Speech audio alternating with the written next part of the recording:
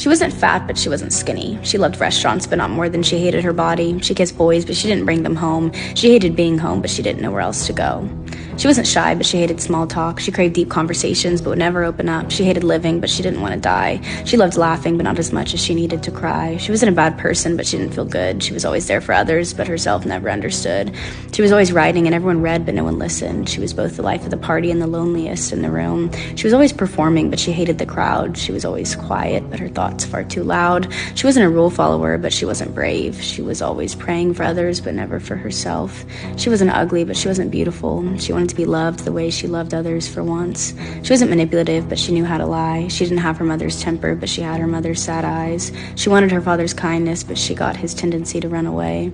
She was always apologizing, but she never forgave herself. She was always running, chasing, seeking for something she couldn't grasp, always hungry, longing, itching for something she couldn't name, always bleeding, rotting, screaming for something to dull the pain, but no one saw, so you couldn't blame the world for ignoring the girl.